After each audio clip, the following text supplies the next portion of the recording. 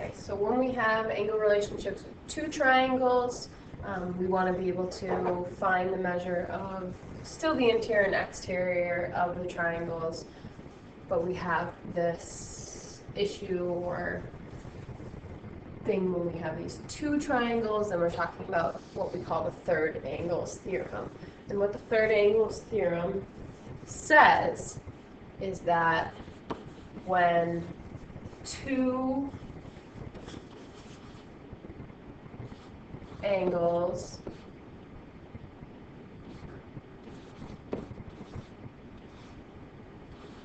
of one triangle are congruent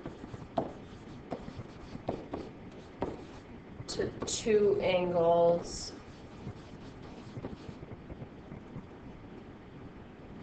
of a second triangle,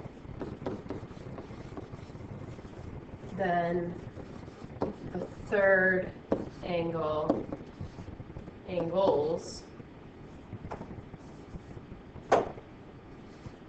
are congruent as well. So in our case here, you can see that in our picture, angle 2 of this triangle is congruent to angle 5 of the second triangle, since they only have one arc mark. In the same case, angle 3 is congruent to angle 6, since they have the double arc marks. So, by our theorem, we could conclude that angle 1 was congruent to angle 4. Now remember that congruence means that they're going to have the same measure as well. So if angle 2 equals 30 degrees, then angle 5 will equal 30 degrees, and so on. Angle 1 will then be congruent to angle 4. So in our first example here,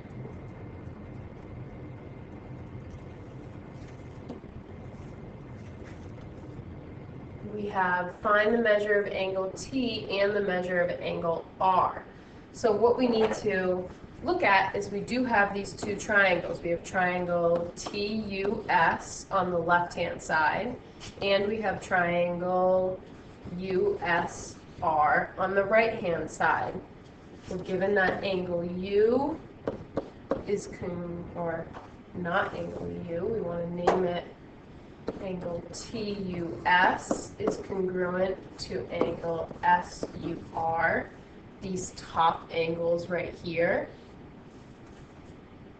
And then what we know about this right angle at the bottom, this box here, is that that's going to be the same on this side. So we also have angle TSU congruent to angle USR. So we have two angles, which means those third angles, angle T will be congruent to angle R. And since we know they're congruent, their measures are going to be the same, which means I can substitute 3x equal to 2x plus 11. I want to subtract 2x on both sides, which leaves me with x equal to 11. Now, I know the measure of angle T and R are going to be the same, so I can plug in 3 times 11 to get 33 degrees. So the measure of angle T will equal 33 degrees, and since they're congruent, the measure of angle R will also equal 33 degrees. Okay, and the second example on the next page asks me to solve for x. I have these two triangles here. Again, I see these tick marks on A and D.